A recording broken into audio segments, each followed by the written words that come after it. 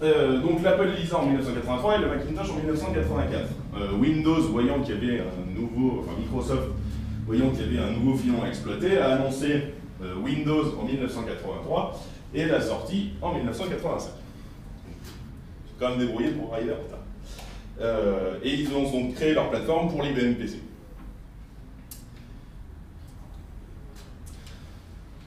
Voyant qu'il y avait plusieurs interfaces qui commençaient à se créer sur chaque système d'exploitation, il a fallu penser à une unification. Pour unifier les différentes interfaces de bureau, en 1993 a été créé le consortium X-Open, qui a rassemblé des boîtes comme Hewlett-Packard, IBM, Sun Microsystems et le Digital Equipment Corporation. Ensemble, ils ont créé un ensemble de normes, ou en tout cas de recommandations, de manière à pouvoir unifier les différentes interfaces qui existaient, en créant le Common Desktop Environment. Alors c'est un environnement prévu pour Unix, qui va donc permettre d'unifier le design et le développement, c'est-à-dire que les applications qui seront développées pourront fonctionner quelle que soit l'interface sur laquelle elle est conçue pour tourner.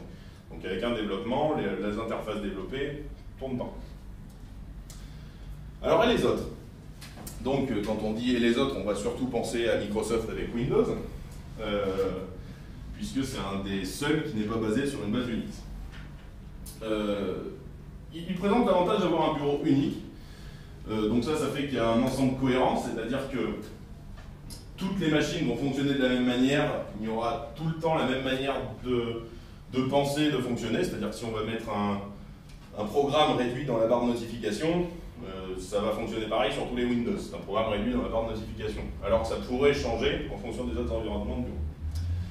Cependant, des modifications sont possibles, notamment à partir de logiciels tiers qui vont aller modifier les ressources dans Windows pour donner à peu près l'interface qu'on veut. C'est des modifications, mais c'est pas natif, donc c'est vrai que c'est pas forcément ce qu'il y a de plus propre. Je vais aussi vous parler donc de X-Window, qui est un système de fenêtrage. Alors c'est le système de fenêtrage le plus utilisé sur base Unix. Il est composé donc d'un gestionnaire de fenêtres, d'un environnement de bureau et d'un gestionnaire de fichiers, ceux-ci étant tous indépendants et ils peuvent tous être très facilement remplacés. On va maintenant parler des interfaces de bureau avec en premier KDE. KDE à l'origine voulait dire Key Desktop Environment. Le K n'avait pas spécialement de signification, ils ont tenté d'en donner une en disant que c'était pour Cool Desktop Environment. Finalement en 2009, vu que c'était plus qu'un environnement de bureau, ils ont décidé d'abandonner, on va dire, la signification et de dire que KDE c'est juste son nom et n'a plus de signification particulière. Le projet a été lancé en 1996 par Matthias Ettrich. Il est compatible avec les logiciels des autres environnements, donc ça c'est une de ses grandes forces, puisqu'il va pouvoir récupérer les logiciels qui ont été développés pour d'autres environnements de bureau, mais les logiciels qui ont été développés pour lui-même directement seront particulièrement optimisés, puisque pas forcément compatibles avec les autres environnements. Il a été développé en C++ et en Qt. Alors ça c'est un élément assez important sur lequel on reviendra plus tard. Il est basé donc sur le Shell Conqueror, son environnement. L'environnement est basé sur le gestionnaire Conqueror. Le gestionnaire de fichiers KFM. Et sa dernière version est la 4.7, sortie le 27 juillet 2011. Il y a une grosse communauté derrière, donc il y a des mises à jour quand même relativement souvent. Ça c'est vraiment pour les grosses versions stables. Et il est sous licence GPL et LGPL. GPL et LGPL, en fait, laquelle des deux? Ben, il est sous les deux, c'est-à-dire que lui est sous licence GPL, c'est-à-dire que toute personne qui va l'utiliser et le modifier devra le remettre sous licence GPL. Par contre, les librairies qu'il utilise, qui ont été créées pour lui, sont sous licence LGPL. Donc c'est une licence plus souple et plus libre, on va dire, pour le développement. C'est-à-dire qu'on n'est pas obligé de remettre avec une licence. Maintenant, on va parler donc de l'interface XFCE. Donc à la base, XFCE signifiait Xforms Common Environment. Depuis, il a été réécrit 2 fois, donc Xforms saute directement, et il n'a plus vraiment non plus de signification particulière. Il a été lancé en 1996 par Olivier Fourdan, avec comme credo de base des principes qui en font du coup vraiment une force et une spécificité, qui sont sa rapidité, une économie de ressources, sa simplicité d'utilisation, et surtout, il suit les normes, notamment celles données par freedesktop.org. Je y reviendrai plus tard si on a le temps. Donc il utilise le shell XFWM. Son gestionnaire de fichiers est Unar. Il ressemble assez à Nautilus sous GNOME. Sa dernière version est donc la 4.10 sortie le 28 avril 2012. Il est développé en C avec GTK+, et il utilise des licences GPL, LGPL et BSD. Là pareil, ça va être plus pour les librairies qu'il utilise ou un certain nombre de composants créés à l'intérieur. Alors maintenant on va voir Unity. Alors Unity c'est principalement lui qui fait... Oui. Pour XFCE, quand tu dis qu'il est vraiment léger, conçu pour la performance, en fait, c'est que est-ce qu'il rogne sur les fonctionnalités graphiques ou... Alors pas sur les fonctionnalités graphiques, mais il va permettre moins d'options de configuration qu'un KDE, qu'un Enlightenment, qu'un GNOME. Notamment la grille par exemple, c'est un des trucs qui marque le plus, la grille du bureau pour poser les icônes. Ouais. Est vraiment fixe, c'est vraiment des gros carrés en gros, et on ne peut pas le mettre entre deux, on ne peut pas déplacer, c'est dans la grille directement. Ça fait partie des trucs qui marquent quand on l'utilise, parce qu'on se rend compte qu'on a l'habitude de mettre un peu n'importe où ces icônes assez facilement, et là c'est pas possible. Donc il rogne sur un certain nombre de fonctionnalités, mais il en laisse quand même un certain nombre, une certaine facilité de configuration quand même. Et quel est le but en fait? C'est plus pour avoir quand même par exemple une interface graphique sur un serveur ou très légère, ou alors est-ce que c'est vraiment pensé pour un client Alors c'est plus très léger en fait. C'est-à-dire que, par exemple, Debian récemment avait pensé utiliser XFCE, il avait même passé dans les dépôts directement à la place de GNOME, parce que ça leur permettait d'avoir toujours la possibilité d'avoir la distribution sur un CD. Alors que GNOME, maintenant, est devenu trop lourd et il fait dépasser la distribution du minimum, c'est-à-dire la taille d'un CD.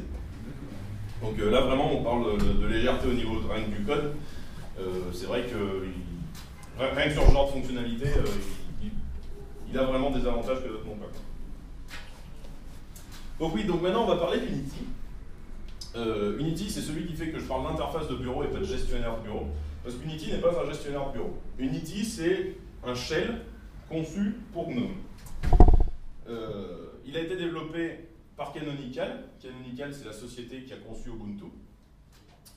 Principalement à cause de divergences qu'ils avaient avec GNOME, même si de leurs propres ados, ils disent qu'Ubuntu est une distribution GNOME et restera toujours une distribution GNOME. Donc c'est pour ça qu'ils n'ont pas...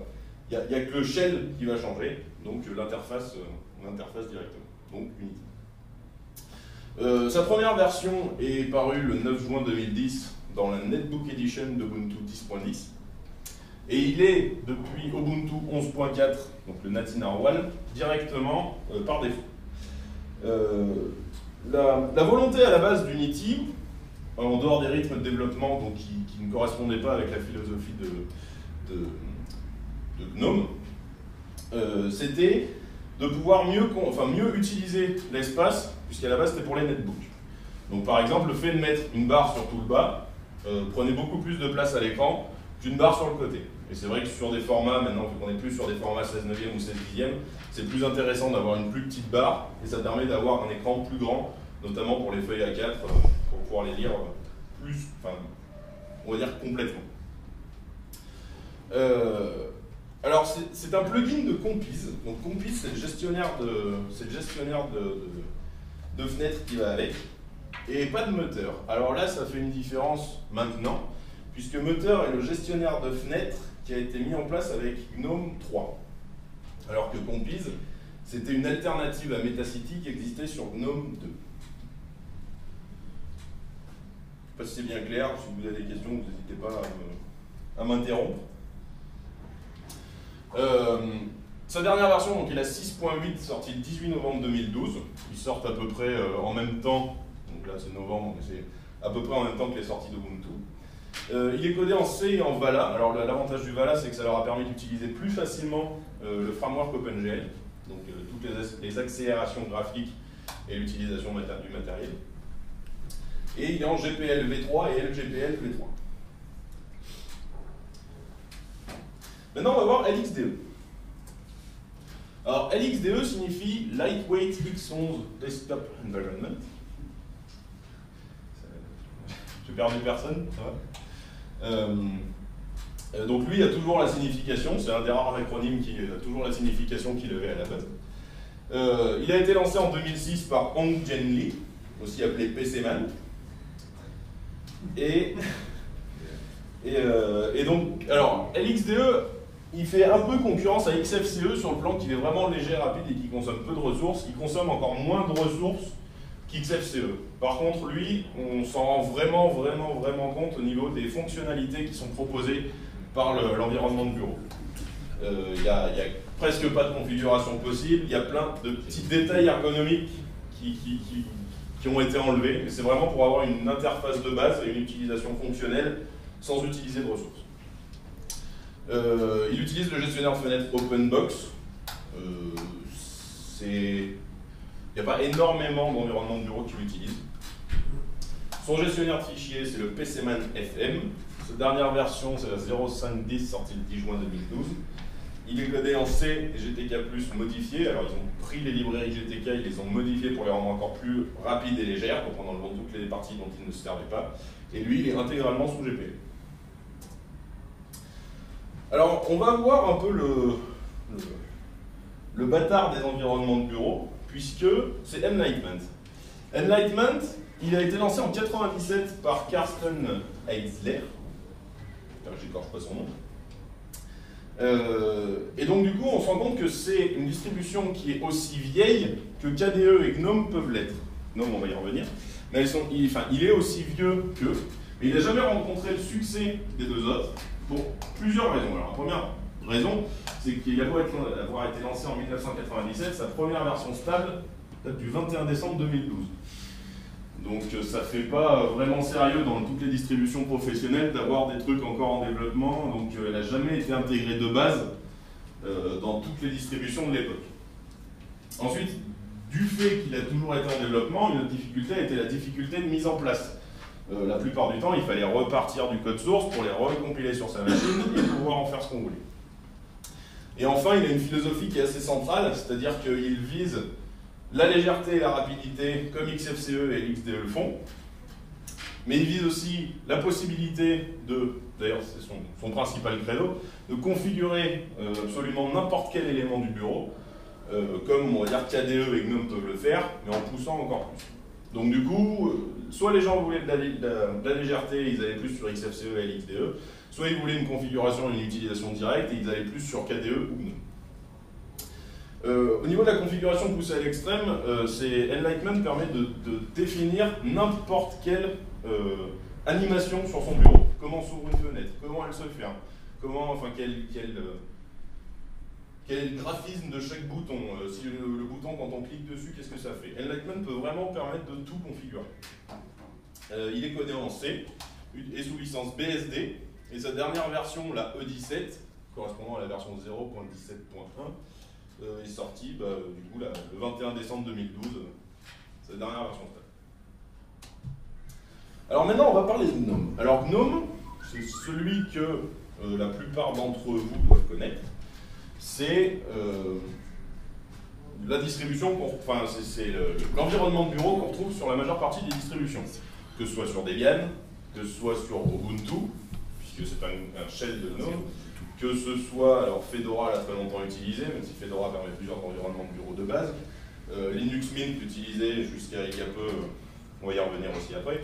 Donc GNOME, c'est vraiment la plus grosse utilisation d'environnement de bureau de tous les environnements que je vous ai présentés.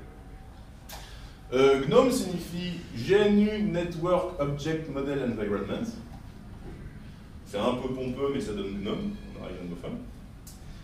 Il a été conçu pour être accessible au plus grand nombre. Le but était de justement avoir un environnement utilisable dès le début sans avoir à réaliser plein de configurations d'installation de tous les côtés. Il a été lancé en août 1997 par Miguel de Icaza et Federico Mena. Alors, pourquoi est-ce qu'il a été lancé? Il a été lancé en fait pour avoir une alternative entièrement libre à KDE. Ça, c'est dû au Qt, dont je vous ai parlé tout à l'heure, le langage de développement qui a utilisé KDE, qui à l'époque n'était pas libre. Il était propriétaire. Je crois même que c'est Nokia qui le possédait. Et ça n'allait pas aux libristes barbus, comme on en connaît tous, qui eux voulaient un environnement intégralement libre sans passer par des librairies propriétaires. Donc ils ont fait un projet concurrent à KDE et entièrement libre. Actuellement, GNOME est un peu controversé parce qu'ils ont vraiment eu un changement radical de philosophie et d'utilisation dans la version 3.0. À l'heure actuelle, il utilise le gestionnaire de fenêtres Mutter, dont je vous ai parlé tout à l'heure, et qui succède à Metacity, qui est utilisé avant. Son gestionnaire de fichiers est Nautilus. Il est codé en C et en GTK+, puis après en utilisant le framework OpenGL. Il respecte, comme KDE, je ne sais plus si je l'avais précisé tout à l'heure, les spécifications du freedesktop.org. Sa dernière version est la 3.8, sortie le 27 mars 2013, donc avant-hier ou avant-hier. Et une version, donc j'ai pas encore eu le temps de la tester, mais qui propose un mode classique plus poussé, alors qu'ils avaient dit qu'ils essaieraient petit à petit de l'abandonner. Mais maintenant qui propose un mode classique plus poussé, donc qui va ressembler à GNOME 2 en utilisant les technologies de GNOME 3 pour convenir à la fuite qu'ils ont eue au passage à GNOME 3, donc pour arriver à récupérer un peu les anciens utilisateurs de GNOME. En parlant de fuite, justement, on va parler de Mate. Alors Mate, il a été conçu justement à la sortie de GNOME 3, par tous les mécontents de GNOME 3, et ils ont créé ce qu'on appelle un fork. Donc on prend les codes sources d'une version, on la remodifie de notre côté, on lui change de nom, et on a un fork. LibreOffice, par exemple, est un fork de OpenOffice qui a eu lieu il n'y a pas très longtemps, puisque Sun ayant été racheté par Oracle, les vrais libristes purs ne voulaient pas le laisser à une boîte aussi propriétaire, et donc on crée LibreOffice à côté. Donc c'est un fork de GNOME 2.32, qui est la dernière version stable de GNOME, qui répond à un choix contesté de GNOME 3. Leur nommage a été nécessaire pour plusieurs raisons, y compris au niveau des logiciels à l'intérieur. Par exemple, Nautilus doit s'appeler Caja. Voilà, gestionnaire de fichiers Nautilus qui s'appelle Caja. Alors, il a été nécessaire en fait parce que ça évite des incompatibilités avec les nouveautés qui sortent avec GNOME 3. S'ils avaient continué de l'appeler Nautilus, il y aurait eu des problèmes de compatibilité vu que les gestionnaires de fenêtres ne sont plus les mêmes. La dernière version est la 1.4 qui est sortie en juillet 2012 et la 1.6 ne devrait pas tarder à arriver en intégrant GTK+ 3. Ça permet encore des accélérations graphiques supérieures à celles qu'on avait jusqu'ici. Il est codé en C avec GTK+, C++ et Python. Et voilà. Alors maintenant, Cinnamon. Cinnamon, il a été créé au même moment que Mate, puisqu'ils se sont dit, vu que GNOME fait n'importe quoi, on va tout faire de notre côté mieux qu'eux. Et ils ont fait un fork de GNOME Shell. Donc GNOME Shell, c'est le shell de GNOME 3. Il a été fait par les développeurs de Linux Mint, et presque pour Linux Mint, vu que c'est le seul à l'utiliser à la base. Depuis, il y a d'autres distributions qui l'ont intégré, mais je ne pourrais pas vous citer de nom. Alors le but de Cinnamon était de reprendre les nouvelles technologies qui ont été développées par GNOME, mais de retrouver cette métaphore de bureau que GNOME essaie justement de faire disparaître. Ils essaient de la faire disparaître puisque leur philosophie actuelle, c'est plus de naviguer facilement d'une tâche à une autre plutôt que d'avoir un bureau comme on avait avant. Par exemple, dans GNOME 3, il n'y a plus de bureau de base, c'est-à-dire qu'on ne peut plus poser un fichier sur son bureau, on ne peut plus cliquer, c'est plus qu'un fond d'écran. Son gestionnaire de fichiers donc, est Nemo, qui est le fork de Nautilus, mais du nouveau Nautilus, celui qui est arrivé avec GNOME 3. Son gestionnaire de fenêtres est Muffin, à la place de fork, enfin qui est un fork de Mutter, pardon. Mutter, celui qui arrive avec GNOME 3. Il est codé en C et en JavaScript. Sa dernière version est la 1.6.7 sortie le 14 novembre 2012 et il est sous GPL et LGPL. Alors comment choisir? Je vous montrerai un peu les différents environnements qu'il existe au travers de différentes distributions. Mais on va déjà se poser la question du comment choisir un environnement de bureau. Un environnement de bureau, ça se choisit exactement de la même manière qu'on choisirait un fond d'écran. C'est-à-dire qu'on va l'adapter à la taille de son écran. On ne va pas prendre une image Full HD si jamais on a un écran en 800 par 600. Et à ses goûts. Si jamais on aime les photos de voiture, on va mettre des photos de voiture et pas des photos de forêt, par exemple. Donc un environnement de bureau, ça se passe exactement de la même manière. On va penser à des environnements comme KDE ou GNOME Shell quand on aura un PC qui est quand même suffisamment puissant et pour lequel on n'a pas besoin, enfin on n'a pas ou pas l'envie de faire beaucoup de configurations. Alors qu'à l'inverse, quand on veut un ordinateur complètement personnalisé où le moindre effet est contrôlé, on va favoriser des distributions comme Enlightenment. Alors les distributions, parce qu'on change assez rarement son environnement de bureau, on choisit habituellement sa distribution en fonction, même s'il est tout à fait possible de prendre une distribution et de mettre l'environnement de bureau qu'on veut. Les distributions choisissent toujours un environnement qui est proche de leur philosophie. Par exemple, Unity a décidé de mieux utiliser leur espace, plus ou moins aussi pour essayer de faire leur Ubuntu Touch et leur Ubuntu mobile, de manière à avoir une meilleure utilisation de tout type d'écran en tout cas. Donc ils ont développé Unity pour ça. Debian, qui est plus basé sur la stabilité, sont toujours avec une version de GNOME 2, bon certes ancienne, mais toujours stable. Dans les distributions, alors il y a plusieurs choix. Il y a des distributions qui imposent leur environnement de bureau et on ne peut pas directement en changer. Il y en a d'autres qui proposent l'environnement de bureau qu'on veut à l'installation. Pardon. Par exemple, OpenSUSE ou Zorin OS qui, à l'installation, proposent KDE, GNOME, LXDE, XFCE. Il y a juste à choisir l'environnement qu'on veut pour qu'il l'installe et le configure. D'autres distributions comme Fedora, Linux Mint ou Debian proposent au téléchargement, c'est-à-dire qu'on va télécharger la version qu'on veut avec l'environnement déjà installé. Le choix ne se fera pas pendant l'installation, mais avant.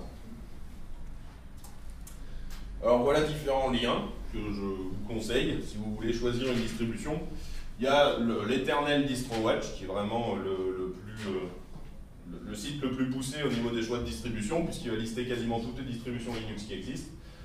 Mettre les différents avantages et inconvénients, les environnements de bureau qu'ils utilisent, les installateurs de paquets, tout ça, et on peut vraiment faire une recherche directement en fonction de ses goûts.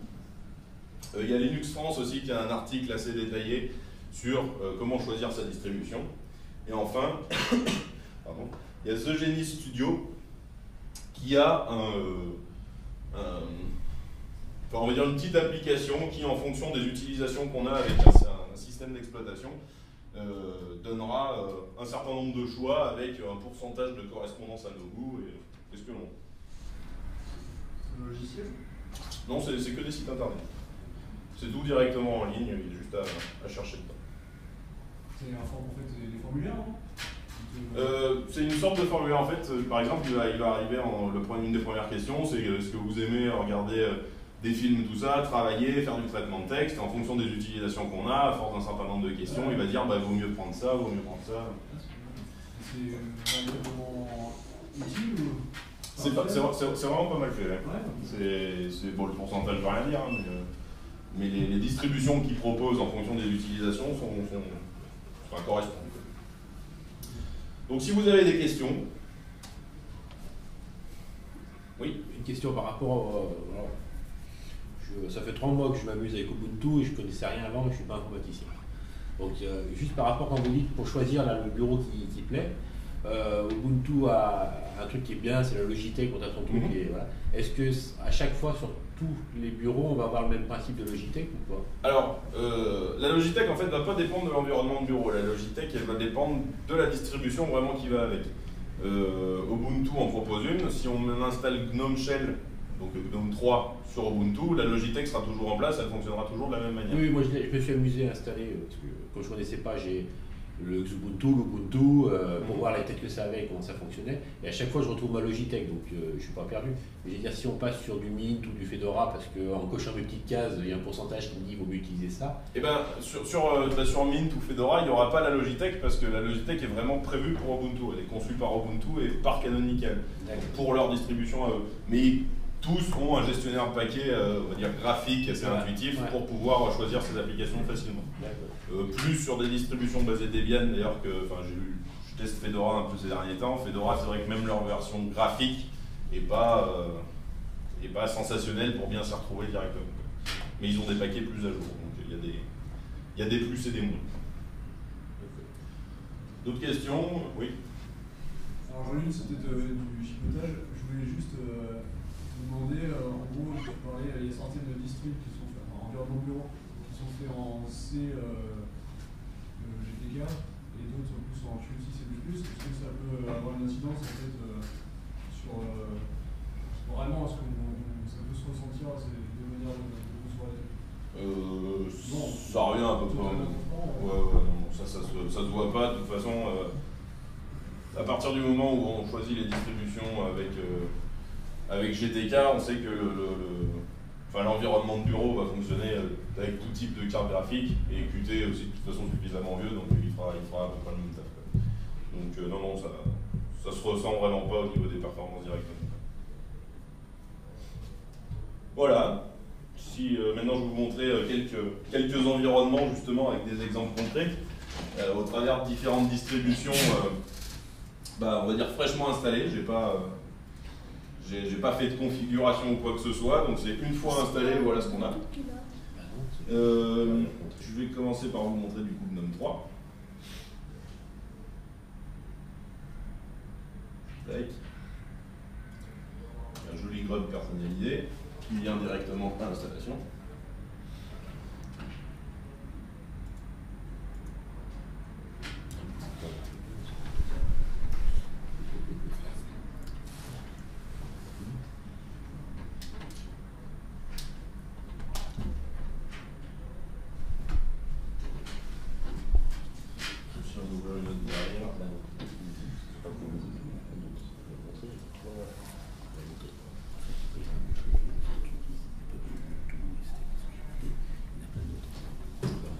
Donc voilà une Fedora directement sortie de boîte, directement installée, avec le bureau GNOME 3 qui va pas tarder.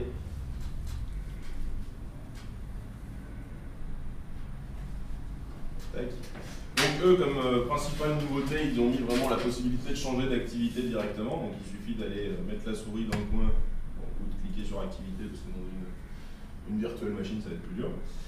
Donc eux, leur organisation est faite comme ça, avec les différents bureaux qui vont apparaître ici en fonction des pages ou des activités qu'on a mis dessus, des logiciels. Ils ont un lanceur d'application que moi je trouve plus prévu pour du tactile, mais bon, après c'est question de goût. C'est vrai que les grosses icônes, j'ai pas vraiment d'intérêt quand je suis sur un ordinateur avec une souris. Donc qui va lister directement tous les logiciels installés. On peut les trier quand même par bureautique, accès universel, accessoires, jeux. C'est un type d'interface. On va pouvoir voir les recherches aussi assez rapides. Par exemple, vous pouvez avoir en raccourci, on va taper Firefox.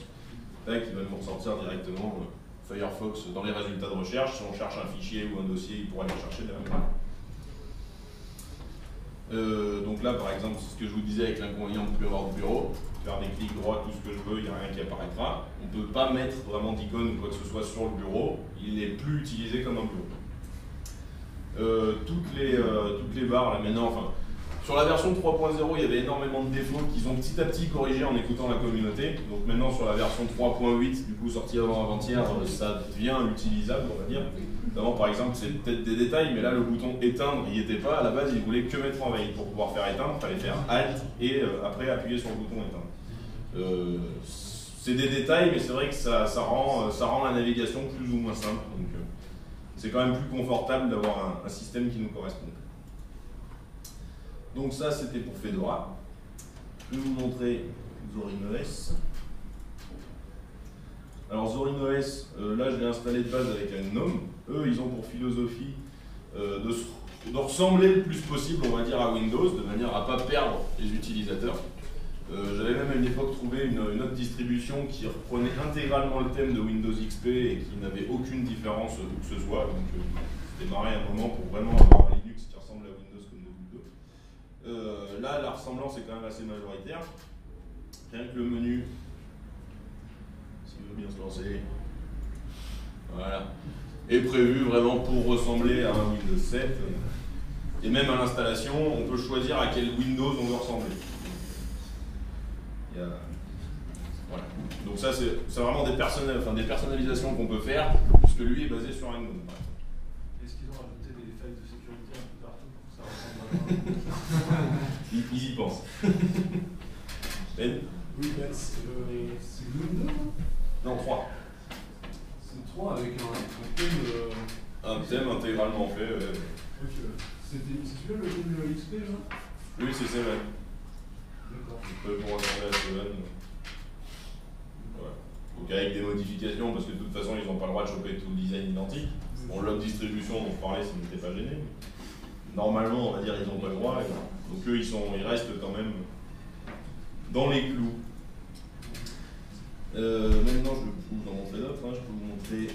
Alors, Crash Band, du coup, celui-là, je l'ai sélectionné pour vous montrer vraiment OpenBox, puisqu'il est basé sur le gestionnaire enfin, l'environnement de bureau OpenBox, enfin, le gestionnaire de fenêtre OpenBox, pardon.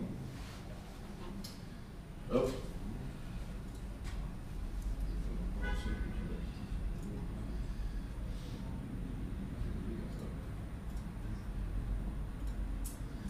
Voilà. Donc OpenBox, enfin, en tout cas CrashBang, la volonté qu'ils ont eue avec leur développement, ça a été de mettre un maximum d'informations directement à portée de l'utilisateur sans surcharger.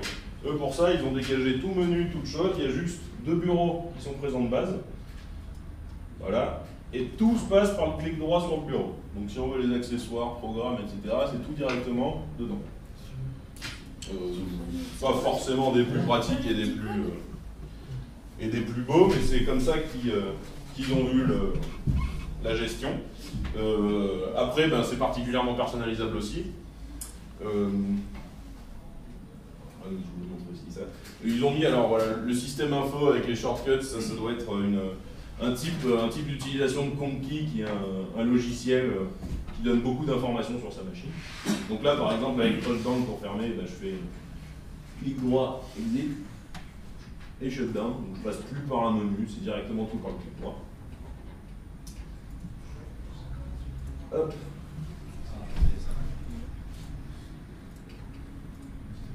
Bon, alors la classique, que je pense à peu près tout le monde connaît, Ubuntu, forcément, on va y passer, donc avec Unity.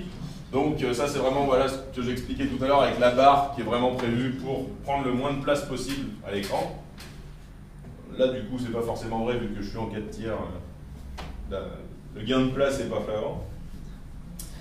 Eux pareil se basent sur le principe d'un dashboard avec les différentes qu'ils appellent lens ou loop, avec les différentes activités qu'on peut choisir, donc de la musique, des photos, des vidéos ou les applications.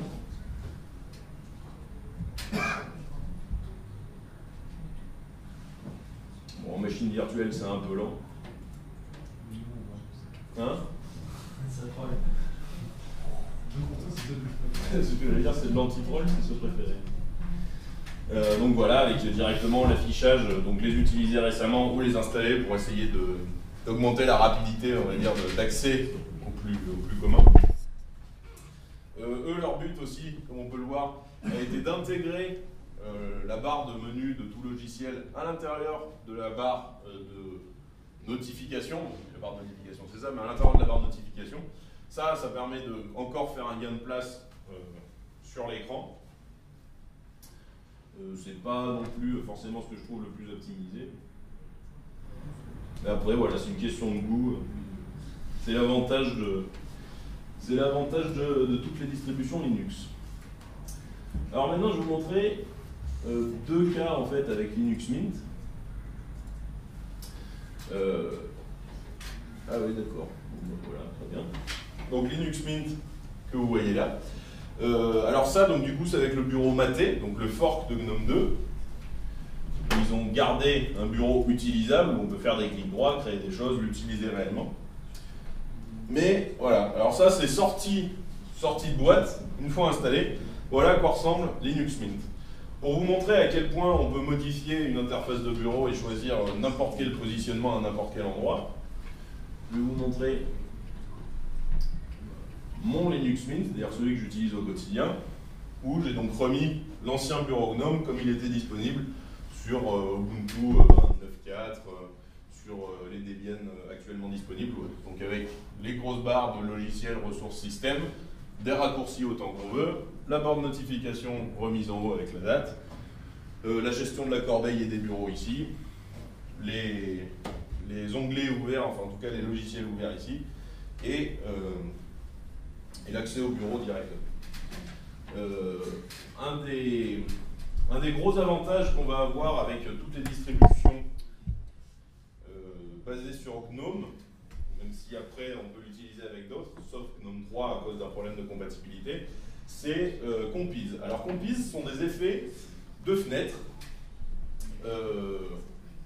particulièrement avancés qui font appel directement à la carte graphique. Notamment, on va pouvoir faire des effets comme ça, ou alors des visualisations du bureau pendant qu'on change de bureau. Donc, quand on décale un logiciel, tac, on peut le mettre sur un bureau ou un autre en fonction de ce qu'on a envie de faire. Voilà.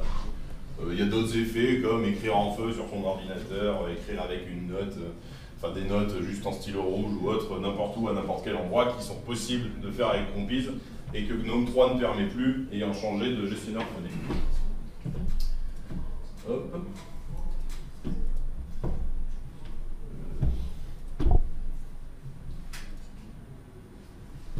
Tac. Je vais vous montrer une XFCE aussi, avec Ubuntu.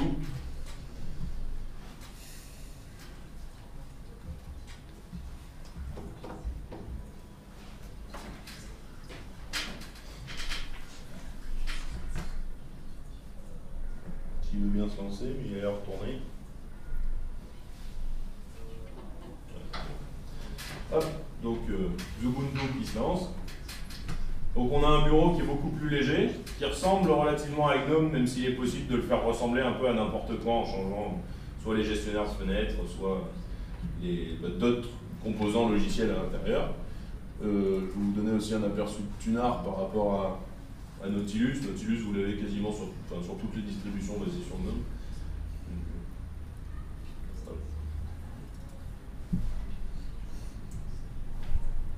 On va arriver, je pense.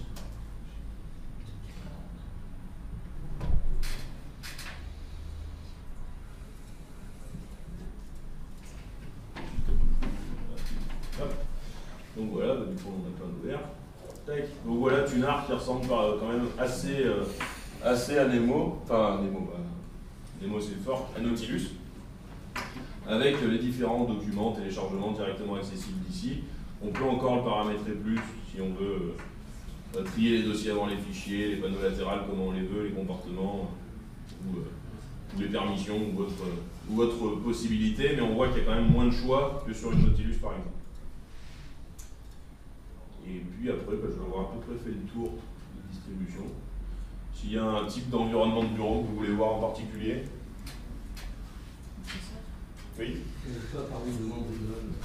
Alors Mandriva, lui, il est basé sur KDE. Ce que je l'ai installé, j'ai une Mageia. Alors Mageia, c'est le fork de Mandriva. Donc il suit le même développement. Tac, donc voilà, il arrive. Mageia, lui, il est vraiment basé sur KDE, donc c'est une pure même distribution KDE.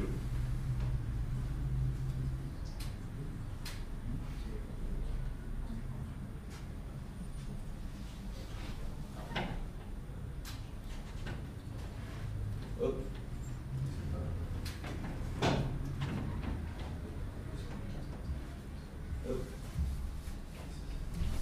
Ça, c'est typique de KDE, la barre de chargement avec les icônes qui apparaissent au fur et à mesure du chargement de tel ou tel composant.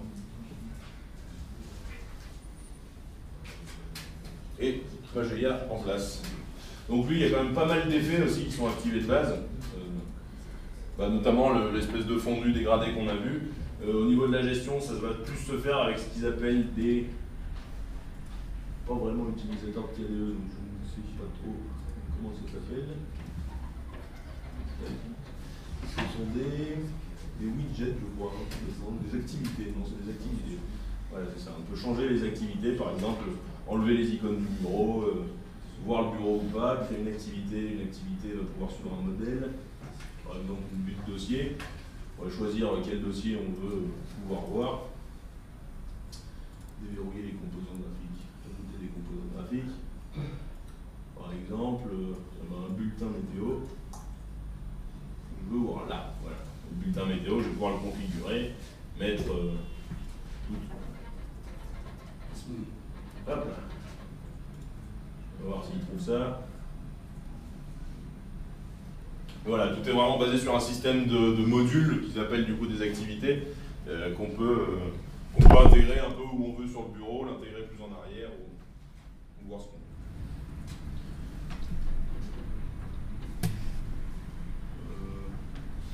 Vous n'avez pas de Clermont-Ferrand. Tant pis. Pauvre de nous. Voilà. Excusez-moi.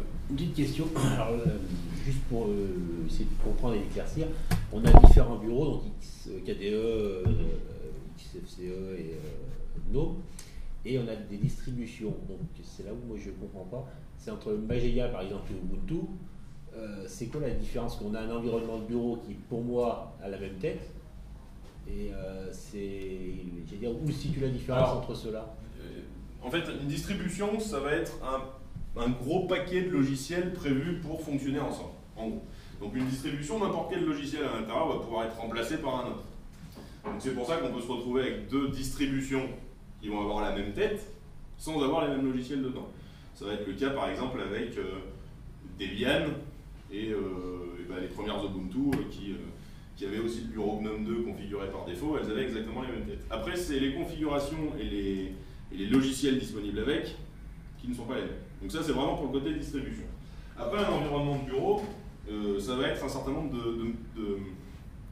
d'options qui vont apporter ou de manières de fonctionner. Des cartes graphiques un peu vieilles vont avoir du mal avec les dernières versions de KDE, par exemple. Donc on va leur préférer une XFCE qui est plus légère, qui va permettre moins d'options et moins de configuration. Je ne sais pas si j'ai répondu. Si, c'est juste qu'entre un Mageia, un Ubuntu, un Mint, en fait, c'est les logiciels qui sont intégrés au départ dans ces distributions là qui changent. C'est ça. Mais le fonctionnement derrière, la façon dont ça travaille et tout ça, c'est le même principe, c'est tout identique en fait. Oui, c'est ça. Ils fonctionnent tous sur une base Linux, donc avec un noyau, qui va faire appel à une couche supérieure, donc tous les environnements de bureau pour permettre l'interface graphique, qui vont être présentés aux utilisateurs. Et après, l'utilisateur, dans ses interfaces graphiques, va pouvoir utiliser tel logiciel de traitement de texte qui est intégré avec telle distribution, ou alors en changer, en prendre un autre, qui peut être aussi intégré dans notre distribution, mais qu'il préfère par exemple. Par exemple, même si on tourne sur une Kubuntu qui a edit en éditeur de notes, en gros, on va pouvoir installer directement une gedit en une commande en disant apt-get install gedit, et on aura gedit qui est intégré dans des distributions comme Linux Mint, comme Ubuntu, etc. Et on l'utilisera de la même manière sur une autre distribution. Une distribution, c'est vraiment un package de logiciels. On a pris ça parce qu'on les aime bien, on a fait qu'ils fonctionnent ensemble, qu'ils affichent les trucs joliment entre eux, et on a une distribution. Tout est interchangeable dans Linux, on a vraiment le choix de pouvoir changer n'importe quel composant. D'accord, donc en fait, si je veux équiper, l'ordinateur que je voudrais équiper, c'est pas tellement le choix de la distribution qui va faire que c'est plus le choix du bureau qu'il faut que je regarde en fonction de l'ancienneté de l'ordinateur. Pas forcément, parce que même sur un même type d'environnement de bureau, on va avoir plusieurs différences. Il y a des distributions, alors je ne sais plus comment elles s'appellent, qui sont uniquement prévues par exemple pour du jeu, où une vieille machine n'arrivera pas à le faire tourner, mais qui a le même environnement de bureau qu'une Kubuntu ou une Ubuntu. C'est vraiment en fonction des utilités qu'on a. Justement, l'interface que je disais, The Genie Studio, là, permet bien de cibler ce genre de problème, puisqu'en fonction des utilités qu'on a avec un ordinateur, on va voir quel type de distribution il va falloir choisir.